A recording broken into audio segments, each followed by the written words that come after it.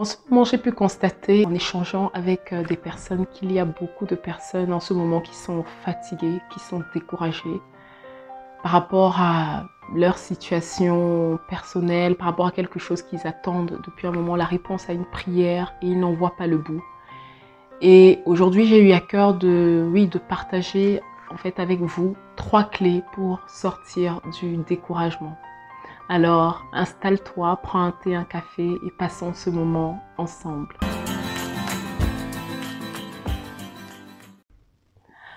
Bonjour, c'est Marianne. Ici, on parle de spiritualité et de tout ce qui peut t'aider à restaurer ton âme. Parce qu'une âme non restaurée est une bombe à retardement. Alors, si ce sont des sujets qui t'intéressent, abonne-toi et active la cloche des notifications pour ne rien manquer. Je vais partager avec toi 3 clés pour sortir du découragement. Et avant de vous partager ces 3 clés, je vais vous faire part d'une situation que j'ai vécue il y a de cela quelques années. Donc j'étais vraiment découragée, j'étais fatiguée. En fait, c'était par rapport au permis. Pour vous, ça va sembler peut-être anodin, le permis de conduire. Mais je vous assure, pour moi, ça a été une montagne pour l'avoir. Ça a été une montagne. J'ai fait en fait, à partir de 80 heures de conduite, je ne comptais plus les heures. J'ai fait 2 auto-écoles pour pouvoir apprendre. Et après des centaines d'heures, une centaine d'heures, je vous assure, je n'avais toujours pas de date pour passer ce permis. Pour moi, ça a été vraiment une épreuve extrêmement difficile. Et mentalement, c'était très dur.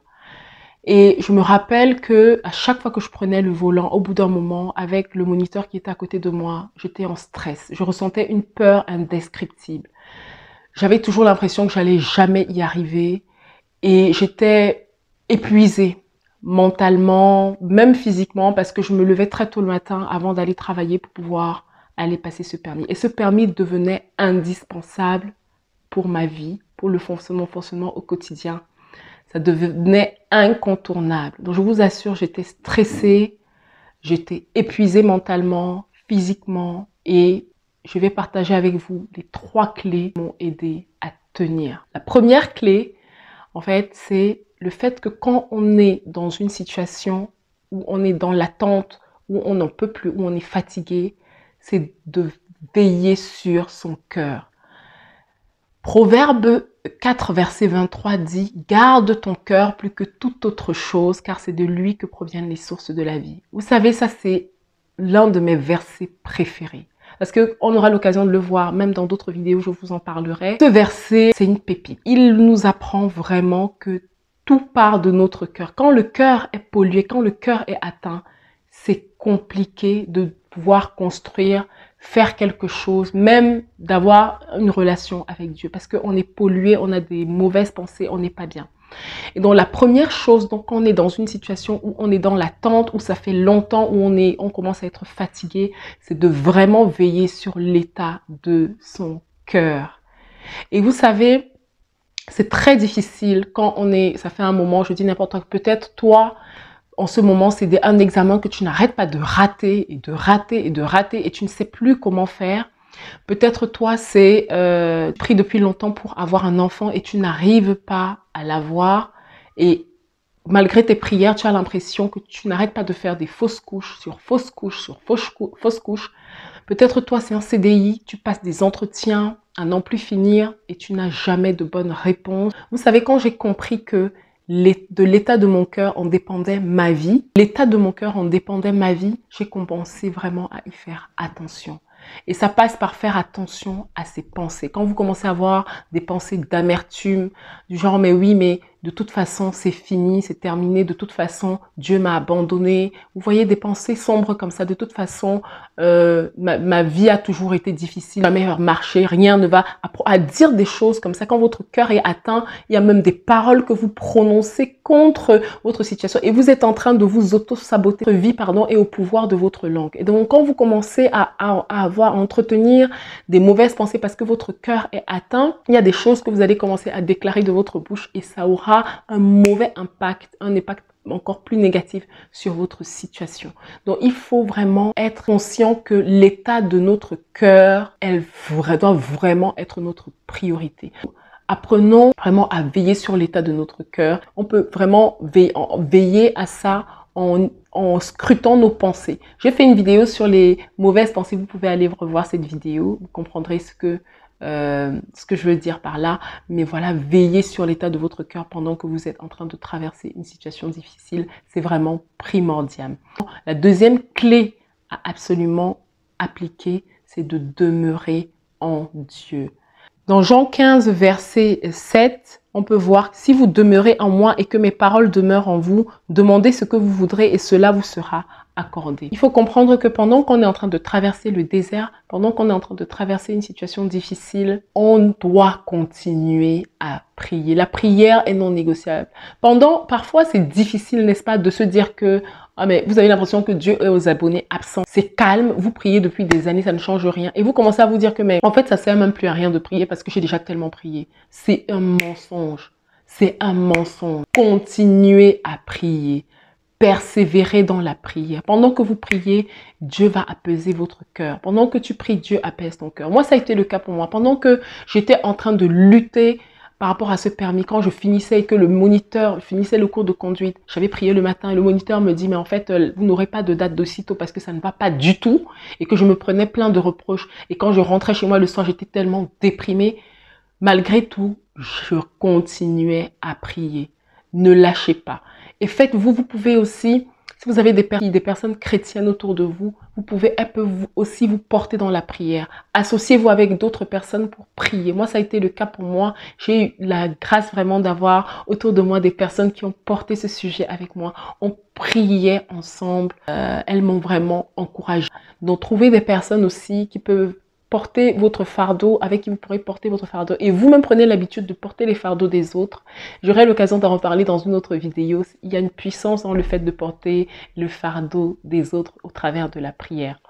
Donc, la deuxième clé, c'est vraiment ça, c'est continuer à prier pour ce sujet. Tant que vous ne voyez pas la manifestation, continuez à prier. Continuez à prier pour ce sujet. Et vous verrez la gloire de Dieu. La troisième clé qu'il faut vraiment comprendre aussi, c'est de rester dévoué. Quand je dis rester dévoué, c'est vraiment continuer à faire ce que vous avez toujours fait. Ça veut dire, si moi c'était le permis de conduire, donc j'ai continué à prendre des cours et à prendre des cours et à prendre des cours jusqu'à ce qu'on me donne une date. Ne lâchez pas. Même si c'est difficile à ce moment-là, ne lâchez pas. Continuez.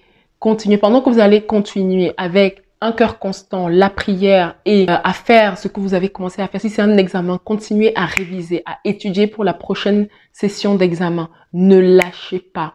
Si c'est par rapport à l'attente, par rapport à un bébé, continuez à prier. Dieu est bon. Notre Dieu, c'est le Dieu des situations impossibles, des situations qui semblent perdues. La parole nous dit, dans Jérémie 29, verset 11, que Dieu a pour nous des projets de paix et non de malheur pour nous donner de l'avenir, un avenir et de l'espérance. Accrochez-vous à cette parole. Si vous n'avez pas encore eu une parole précise par rapport à votre situation, accrochez-vous à cette parole. Dieu a pour toi des projets de paix et des projets de bonheur. Si tu t'accroches à cette parole et que pendant que tu es en train d'avancer, Dieu te donnera une instruction, une autre parole pour t'aider à tenir.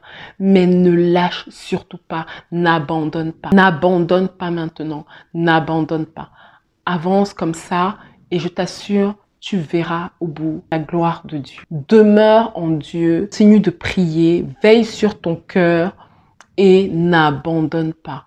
Persévère et je suis persuadée que tu verras la gloire de Dieu.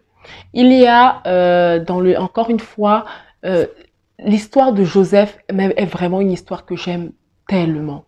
Vous savez, quand il était en prison, quand il est allé en prison, encore une fois d'une manière injuste, il est resté constant. Il est resté égal à lui-même. Il est resté fidèle. Il était serviable.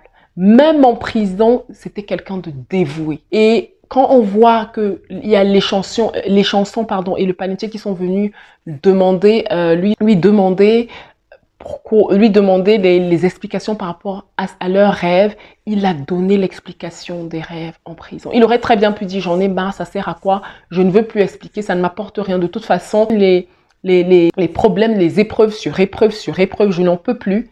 Mais il est resté constant. Joseph est resté constant, il est resté fidèle à Dieu. On pensait effectivement qu'il continuait à avoir une relation avec Dieu, il avait une vie de prière et ensuite il est resté dévoué. Il a continué à faire ce qu'il faisait de mieux, interpréter les rêves.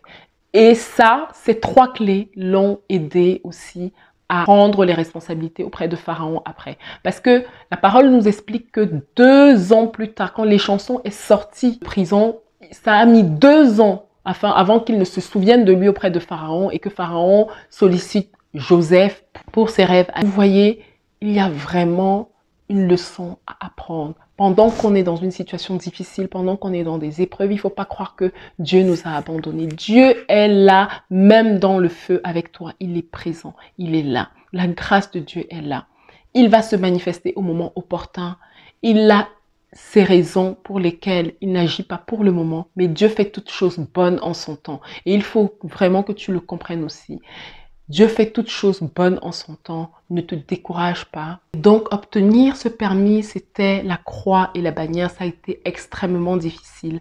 Mais je vous assure, j'ai eu du premier coup ce permis de conduire.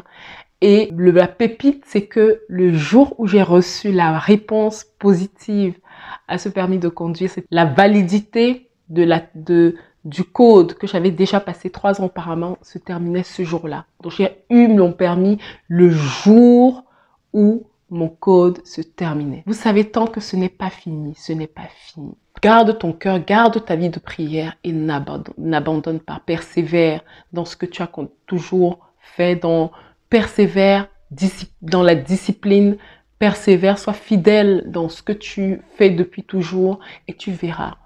Pendant que tu es en train de le faire, tu auras des instructions de la part du Saint-Esprit, tu auras des réponses, tu auras peut-être une parole qui va t'encourager pour tenir, mais ne lâche pas. C'est vraiment ce que je voulais partager avec toi aujourd'hui. Je retiens ces 3 clés et accroche-toi. Tu verras la gloire de Dieu au travers de ta situation. Nous arrivons au terme de cette vidéo. Je n'hésite pas à partager si cette vidéo t'a encouragé. Si tu connais une personne qui en aurait besoin, n'hésite pas à liker et à t'abonner également si ce n'est pas encore fait. Et je te dis à très bientôt pour une prochaine vidéo. Sois béni.